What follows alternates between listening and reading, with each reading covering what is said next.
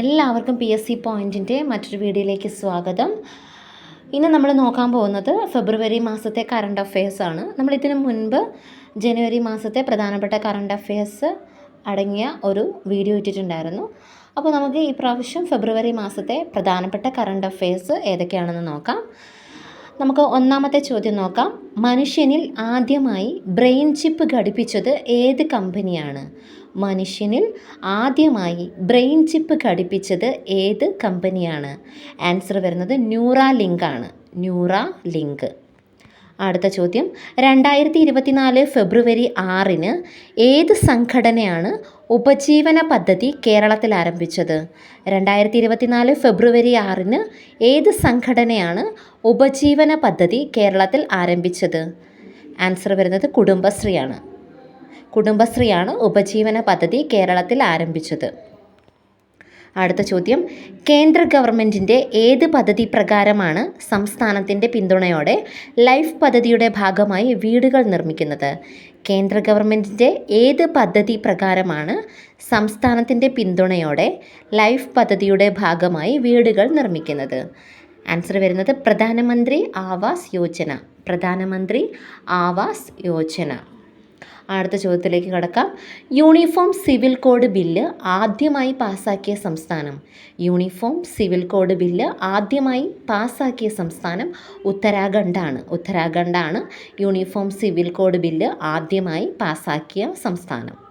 അടുത്ത ചോദ്യം, കേരളത്തിലെ 14ാമത് ഇൻ്റർനാഷണൽ തിയേറ്റർ ഫെസ്റ്റിവൽ ഏത് സ്ഥലത്താണ് നടക്കുന്നത്?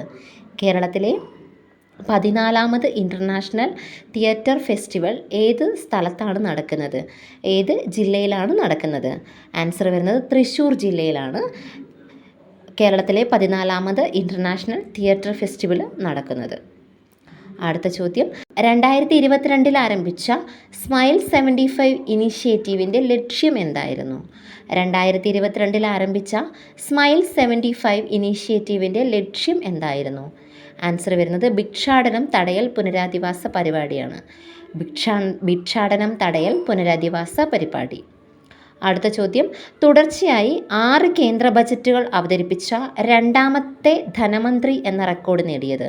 തുടർച്ചയായി 6 കേന്ദ്ര ബജറ്റുകൾ അവതരിപ്പിച്ച രണ്ടാമത്തെ ധനമന്ത്രി എന്ന റെക്കോർഡ് നേടിയത് നിർമ്മല സീതാരാമനാണ്. നിർമ്മല സീതാരാമൻ. അടുത്ത ചോദ്യം, സിനിമാ നടൻ വിജയ് പ്രഖ്യാപിച്ച പുതിയ പാർട്ടിയുടെ പേരെന്ത്? സിനിമാ നടൻ വിജയ് പ്രഖ്യാപിച്ച പുതിയ പാർട്ടിയുടെ പേര് തമിഴക വെട്രി കഴകം എന്നാണ്. തമിഴക വെട്രി കഴകം. അടുത്ത ചോദ്യം, 2023 അഭിമാനമായ ഓടക്കുഴൽ അവാർഡ് ആർക്കാണ് ലഭിച്ചത്?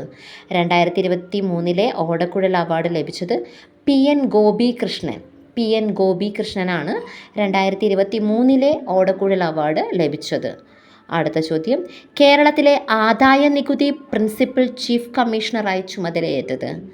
കേരളത്തിലെ ആദായ നികുതി പ്രിൻസിപ്പൽ ചീഫ് കമ്മീഷണറായി ചുമതലയേറ്റത് ജയന്തി കൃഷ്ണനാണ്. അടുത്ത ചോദ്യം, ലോക ക്യാൻസർ ദിനം. ലോക ക്യാൻസർ ദിനം ഫെബ്രുവരി 4 ലോക ക്യാൻസർ ദിനം ഫെബ്രുവരി 4 ലോക ക്യാൻസർ ദിനത്തിൻ്റെ പ്രമേയം എന്ന് പറയുന്നത് ചികിത്സാ വിടവ് ഇല്ലാതാക്കുക എന്നതാണ്. 2024 ലോക ക്യാൻസർ ദിന പ്രമേയം ചികിത്സാ വിടവ് ഇല്ലാതാക്കുക. അടുത്ത ചോദ്യം, ലോക തണ്ണീർത്തട ദിനം. ലോക തണ്ണീർത്തട ദിനം ഫെബ്രുവരി 2 2024 ലോക തണ്ണീർത്തട ദിനത്തിൻ്റെ പ്രമേയം എന്ന് പറയുന്നത് തണ്ണീർത്തടങ്ങളും മനുഷ്യക്ഷേമവും. എന്താണ് പ്രമേയം? തണ്ണീർത്തടങ്ങളും മനുഷ്യക്ഷേമവും. അടുത്ത ചോദ്യം, ദേശീയ സെൻസസ് ഡേ. ദേശീയ സെൻസസ് ദിനം വരുന്നത് ഫെബ്രുവരി 9 ഫെബ്രുവരി 9 ദേശീയ സെൻസസ് ദിനം. അടുത്ത ചോദ്യം, 2024 ഫെബ്രുവരിയിൽ അന്തരിച്ച മലയാള കവിയും നിരൂപകനുമായ വ്യക്തി. ഇദ്ദേഹത്തിൻ്റെ പേരാണ് NK ദേശം. 2024 ഫെബ്രുവരിയിൽ അന്തരിച്ച മലയാള കവിയും നിരൂപകനുമായ വ്യക്തിയാണ് NK ദേശം. ഇദ്ദേഹത്തിൻ്റെ ആദ്യ കൃതിയാണ് അന്തിമലരി. ഇദ്ദേഹത്തിൻ്റെ ആദ്യ കൃതിയാണ് അന്തിമലരി. അടുത്ത ചോദ്യം, ബഹിരാകാശ യാത്രികർക്കുള്ള ഏഷ്യയിലെ ആദ്യ സ്വകാര്യ പരിശീലന കേന്ദ്രം നിലവിൽ വരുന്നത്?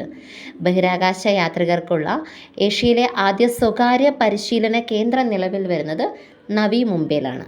നവി മുംബൈയിലാണ് ഇത് നിലവിൽ വരുന്നത്. അടുത്ത ചോദ്യം, ഇന്ത്യയിൽ ഏറ്റവും കൂടുതൽ സൗരോർജ്ജം ഉൽപ്പാദിപ്പിക്കുന്ന സംസ്ഥാനം. ഇന്ത്യയിൽ ഏറ്റവും കൂടുതൽ സൗരോർജ്ജം ഉൽപ്പാദിപ്പിക്കുന്ന സംസ്ഥാനം രാജസ്ഥാനാണ്.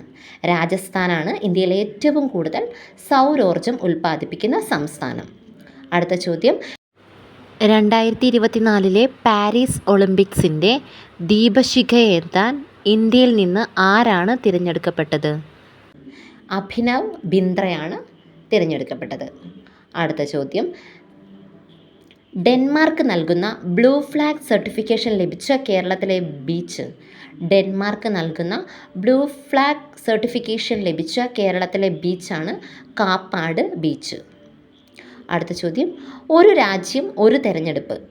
ഒരു രാജ്യം ഒരു തെരഞ്ഞെടുപ്പ് കമ്മിറ്റിയുടെ ചെയർമാൻ. ഒരു രാജ്യം ഒരു തെരഞ്ഞെടുപ്പ് കമ്മിറ്റിയുടെ ചെയർമാനാണ് രാംനാഥ് കോവിന്ദ്.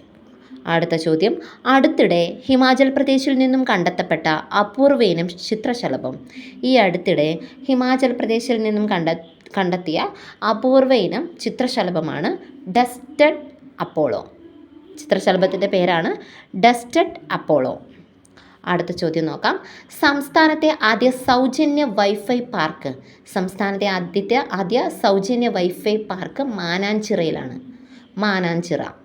അടുത്ത ചോദ്യം നോക്കാം, 2024 ഫെബ്രുവരി 14 16-ാം ധനകാര്യ കമ്മീഷൻ്റെ ആദ്യ യോഗം നടന്നത് ആരുടെ അധ്യക്ഷതയിലാണ്? 2024 ഫെബ്രുവരി 14 16-ാം ധനകാര്യ കമ്മീഷൻ്റെ ആദ്യ യോഗം ആരുടെ അധ്യക്ഷതയിലാണ് നടന്നത്? ആൻസർ വരുന്നത് അരവിന്ദ് പനഗരിയ. ആൻസർ വരുന്നത് അരവിന്ദ് പനഗരിയ. അടുത്ത ചോദ്യം, സംസ്ഥാനത്ത് സർക്കാർ മേഖലയിലെ ആദ്യ റോബോട്ടിക് സർജറി വിജയകരമായി പൂർത്തിയാക്കിയ ഹോസ്പിറ്റൽ. സംസ്ഥാനത്ത് സർക്കാർ മേഖലയിലെ ആദ്യ റോബോട്ടിക് സർജറി വിജയകരമായി പൂർത്തിയാക്കിയ ആശുപത്രിയാണ് RCC Thiruvananthapuram hospital. RCC Thiruvananthapuram. അടുത്ത ചോദ്യം, രാജ്യത്തെ രണ്ടാമത്തെ റോക്കറ്റ് വിക്ഷേപണ കേന്ദ്രം നിലവിൽ വരുന്നത്. രാജ്യത്തെ രണ്ടാമത്തെ റോക്കറ്റ് വിക്ഷേപണ കേന്ദ്രം നിലവിൽ വരുന്നത് തൂത്തുക്കുടിയിലാണ്. എവിടെയാണ്? തൂത്തുക്കുടിയിലാണ് രാജ്യത്തെ രണ്ടാമത്തെ റോക്കറ്റ് വിക്ഷേപണ കേന്ദ്രം നിലവിൽ വരുന്നത്. 2026 ഫുട്ബോൾ ലോകകപ്പ് ആദ്യ മത്സരത്തിന് വേദിയാകുന്ന രാജ്യം. 2024 ഫുട്ബോൾ ലോകകപ്പ് ആദ്യ മത്സരത്തിന് വേദിയാകുന്ന രാജ്യം മെക്സിക്കോ ആണ്.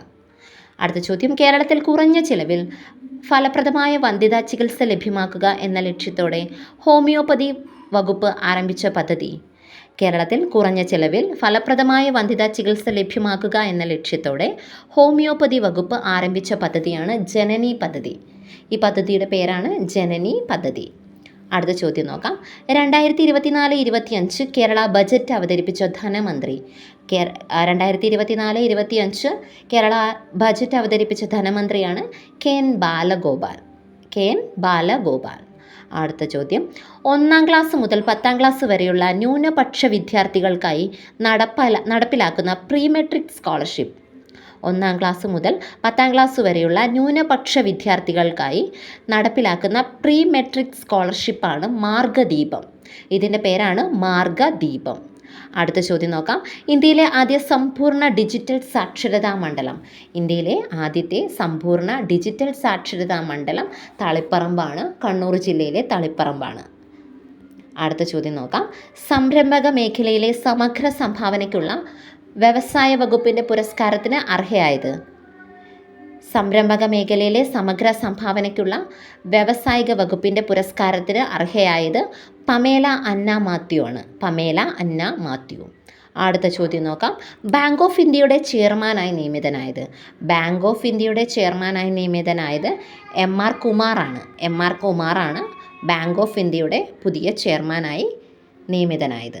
അപ്പോൾ ഫെബ്രുവരി മാസത്തെ പ്രധാനപ്പെട്ട കറണ്ട് അഫെയർസ് നമ്മളിപ്പോൾ നോക്കി. നെക്സ്റ്റ് നമുക്ക് മാർച്ച് മാസത്തെ പ്രധാനപ്പെട്ട കറണ്ട് അഫെയർസുമായിട്ട് വീണ്ടും കാണാം.